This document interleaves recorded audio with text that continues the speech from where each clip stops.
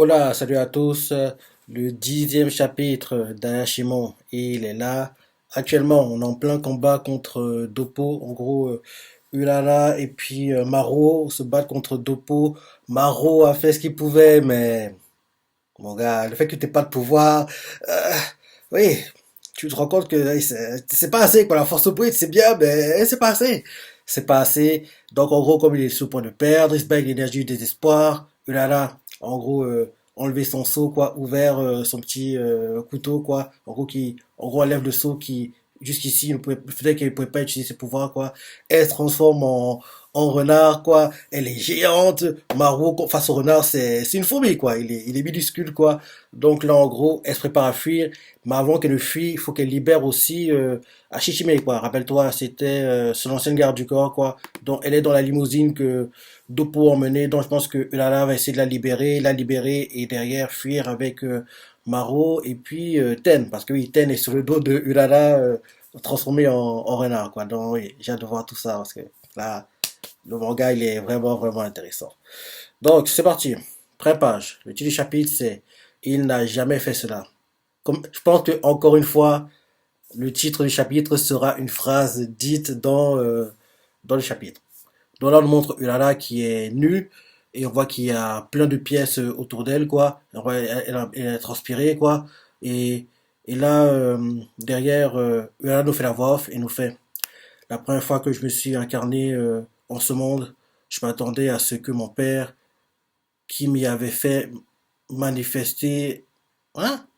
La première fois que je me suis incarné en ce monde, je m'attendais à ce que mon père, qui m'y avait fait manifester, soit présent pour m'accueillir. On nous montre Hashishime qui est patron de Ulala, qui est nu, quoi. Hashishime lui fait.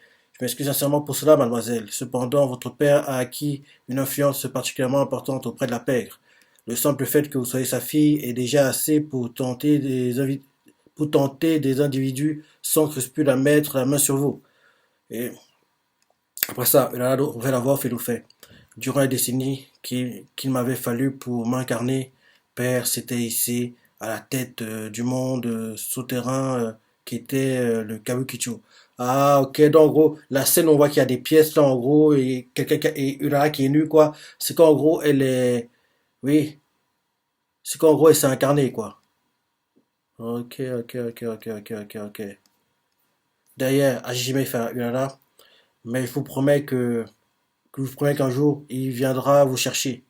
Et voilà, en nous montrant ça, nous dit quoi en la voix off, j'ai cru en ces mots.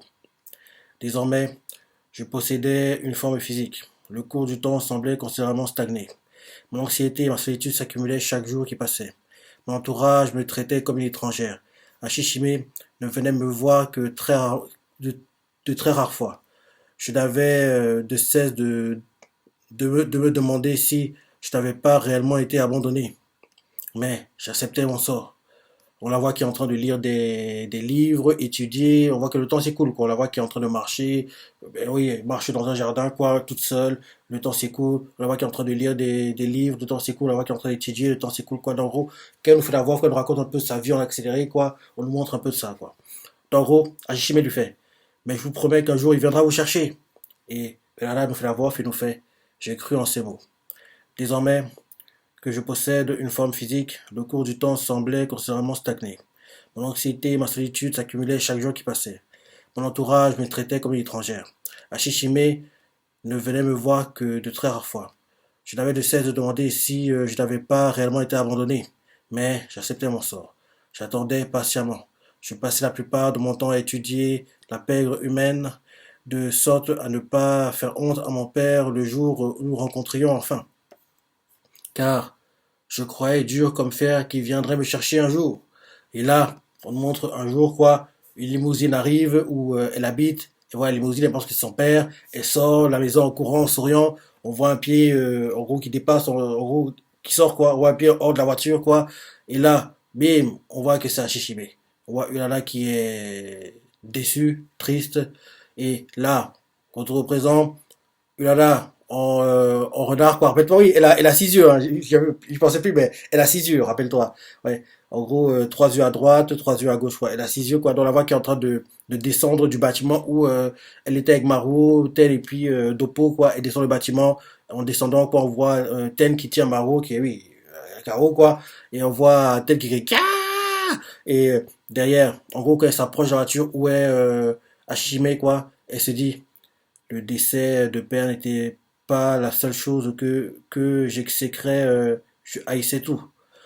Je me suis alors juré qu'à partir de ce moment, aucun de ceux qui m'entouraient ne me serait indispensable, qu'ainsi j'exercerais ma vengeance. Mhm. Et là, et là ensuite, on nous montre, en gros, dans la voiture, quoi, dans la limousine, on nous montre, c'est pas une limousine en fait, oui, c'est une voiture normale en fait. Donc on montre dans la voiture, quoi, Hashime qui se débat, c'est ça, il essaie de se libérer. Le gorille qui la retient fait, hey, arrête de bouger. On voit Hashime qui, en gros, les mains liées, quoi, qui réussit à libérer ses mains et frappe le gars, quoi, au menton. Et dès que le gars tombe KO, quoi, Hashime sort de la voiture en sortant et on voit Ulana qui nous fait avoir, fait nous fait. Dans ce cas, pourquoi? On voit Hashime qui crie Mademoiselle Ulana.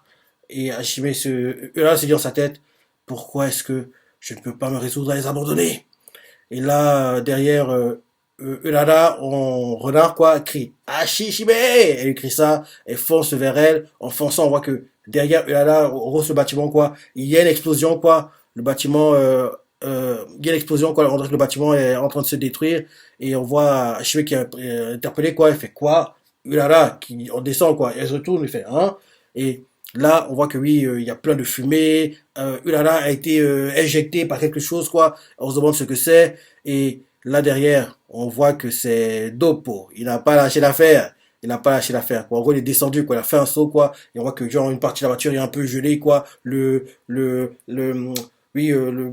devant du bâtiment aussi est gelé, quoi. Et là, on voit Ten choqué. Il fait, ah! Dopo! Et mon subissant! Il a même pas encore arraché son masque. Ah oui, c'est vrai. Il n'a pas compris son apparence à Hashimon, c'est vrai. Là, justement, c'est son apparence, on va dire, bridée, humanoïde, quoi. C'est vrai, ça, j'y pensais plus, mais c'est vrai. Il n'a pas compris son apparence à Hashimon, quoi. Donc, elle va l'apprendre. Parce que là, il est déjà quasiment injouable en tant qu'humain. Imagine alors qu'il va se ressembler, quoi. Ce sera pire, peut-être. À part si, peut-être, certains Hashimon, quoi, leur apparence à Hashimon est plus faible que l'apparence humanoïde, quoi. J'aimerais qu'il y ait ce genre de choses parce que ce serait trop abusé que, genre, en humain, les gars sont quasiment injouables. Dès qu'ils se transforment, c'est encore pire. Ce serait bien que par moment, il y ait certains Hashimon, dès qu'ils se transforment en apparence à Hashimon, quoi, ils sont faibles, mais dès qu'ils prennent l'apparence humanoïde, quoi, ils sont forts. Voire l'inverse, quoi. L'apparence humanoïde est faible, mais dès qu'ils se transforment, ils sont forts. J'aimerais qu'il y ait des genres de Hashimon qui apparaissent dans le manga. Ce serait sympa. Parce que oui, ce serait, et un peu énervant, quoi, pour Maro, quoi, que, genre, en humain, ils sont déjà très, très forts. Dès qu'ils se transforment, c'est encore pire. Ce serait trop compliqué, quoi. Bref. On voit Ten choqué, il fait aïe, Dopo est vraiment surpuissant. Il n'a même pas encore arraché son masque. Et là, Dopo fait tu ne m'échapperas pas, petite. Surtout que maintenant, tu t'es enfin montré. Et là, on montre en gros Urara, quoi, qui regarde Dopo, que, oui, son apparence à Hashimon. Ensuite, elle nous montre en gros sa apparence humanoïde, quoi, en gros, moitié humain, moitié Hashimon, quoi. On voit qu'elle est choquée, quoi, que oui, Dopo soit déjà en bas, quoi. Derrière, Dopo arrange sa cravate et fait tu n'es rien qu'un fardeau. Que ce soit pour le monde souterrain ou pour nous, tous les yokai. Et pour nous tous, yokai. Et là, on voit Dopo qui sort un truc de la poche de sa veste. C'est quoi? Il sort un masque. Et en sortant le masque, il fait il est nécessaire que tu meurs. Dans l'intérêt de cette ville, mais aussi dans le sien. Et, euh, et là, on voit Ten qui panique, fait Kia! Son masque! Oh, on est dans la panade, frangine! Et là, derrière, l'un des sbires de Dopo, il fait Président, cela alertera le bureau d'Omio. Et Dopo fait Et alors? Et là, derrière, il continue en disant mes commandants se sont sûrement déjà rendus compte de la situation. Ils doivent être en chemin. Et là, on voit qu'il y a des personnes qui se déplacent dans la ville, quoi, qui se rapprochent du lieu où est Dopo, quoi. Je me dis aussi que, faut pas oublier que le syndicat Enma, quoi, ils ont attaqué les... Ils ont attaqué qui déjà? Je crois qu'ils ont attaqué euh, la Kashibistar, je crois. et le groupe d'Hôtel Kori. Attends, oui. Ils ont attaqué l'Akashi Bistar dessus. Ils ont attaqué ce groupe-là. Donc, vu qu'à un moment, le groupe l'Akashi Bistar, quoi, ils vont vouloir, en gros, se venger. Il se peut que le groupe protège, enfin, je dis que l'un des autres groupes, quoi, c'est pas l'Alliance de Rocky, en gros, c'est Rassemblement Mota, ce sera l'Akashi Bistar, les boîtes de nuit cabaret, voire le groupe d'Hôtel Gori, quoi, en gros, la faction extérieure qui monte en puissance, quoi. L'un de ces trois groupes-là va prendre son aile, Ulala et puis Maruo, parce que là, vu qu'ils ont une cible dans leur dos, quoi, avec oui, le syndicat Enma qui veut définir quoi, l'être va les protéger, mais ce sera du donnant-donnant, quoi, parce que oui, ils vont se venger de ce que le syndicat Enma a fait à leurs sbires, quoi, parce que oui, des sbires d'Oppo ont tué des gars de la Akashi Bistar, donc je me dis que ça devrait être eux qui vont entrer en scène prochainement et protéger Ulala et puis Maruo, quoi, et c'est à travers la Akashi Bistar qu'ils vont en gros grimper les échelons, quoi, un délire du genre, on verra.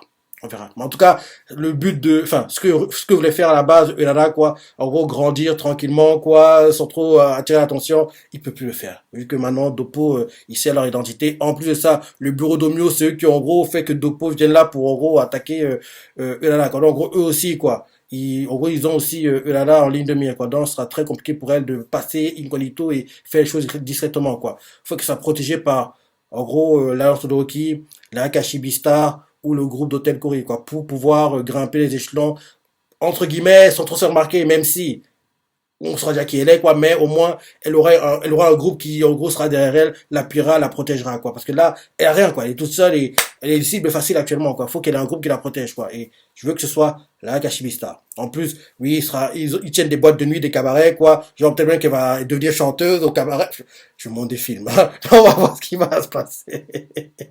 Bref.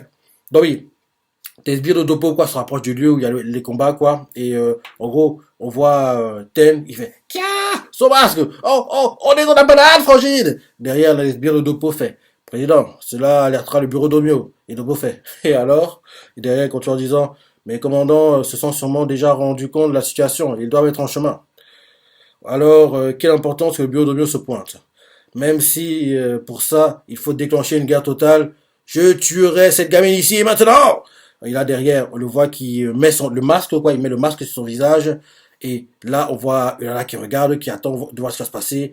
Et là, on montre un flashback de, en gros, quand Ashishime était venu voir Ulala, et Ulala pensait à la base que c'est son père qui était venu la voir, quoi. On voit Ashishime qui parle avec Ulala et lui fait, le pouvoir contenu dans cette lame est considérable.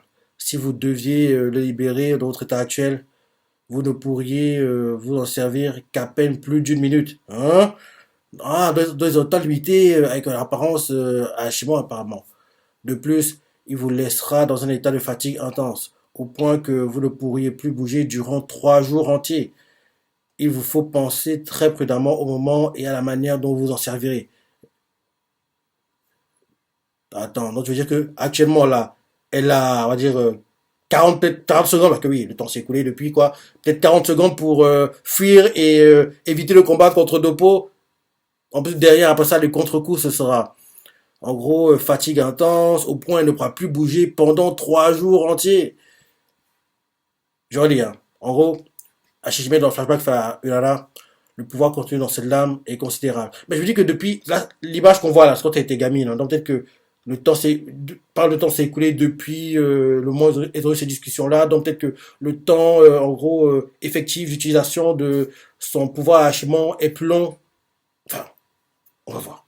Oh, Hashime fait dans le flashback, le pouvoir contenu dans cette lame est considérable.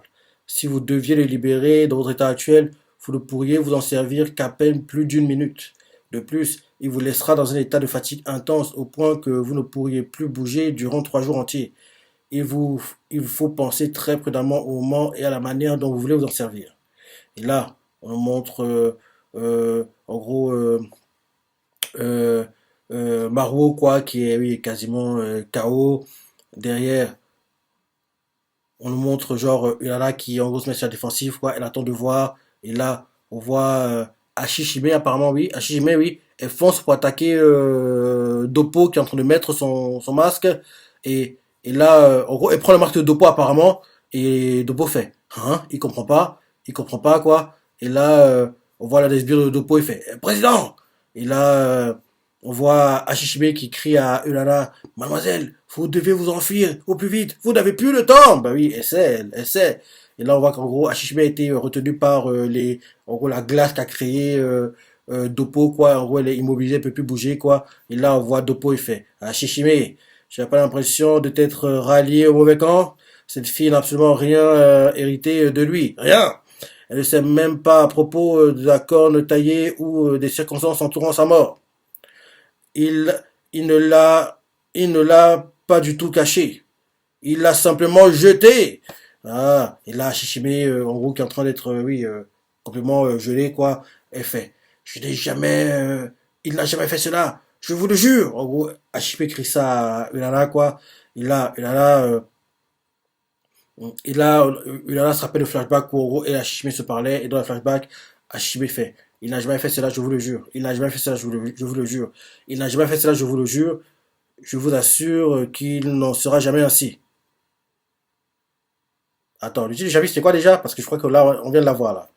Je retourne en arrière pour être sûr. Le titre du chapitre, c'était... eh, eh, eh, Il n'a jamais fait cela. Bah oui, je me disais bien. Attends, ça me fait penser à un truc. Bah oui, c'est le titre du chapitre. Donc, ça continue, hein. À chaque fois que une des phrases dans le manga, dans le chapitre, c'est en titre de chapitre, quoi. Donc oui, en gros, quand Doppo veut faire croire voilà, que oui, son père ne l'aimait pas, c'est ça, on voit Shishime qui fait. Il n'a jamais fait ça, je vous le jure.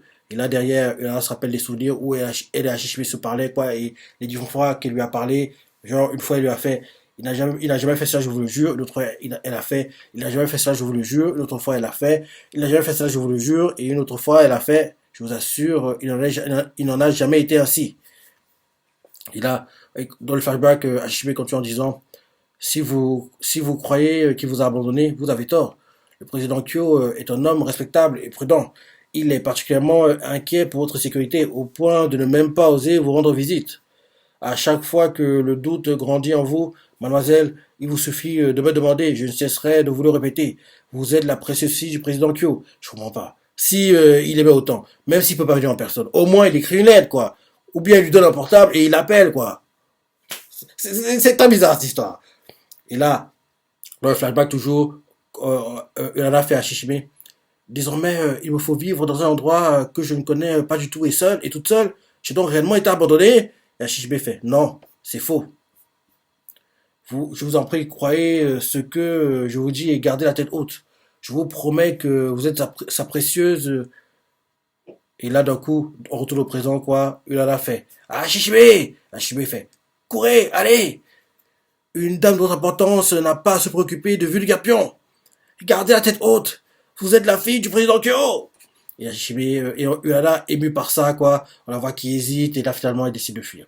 Alors, on la voit qui est en train de fuir, quoi. En fuyant, on voit Doppo qui envoie un bloc de glace, je dirais, sur Ulala, quoi.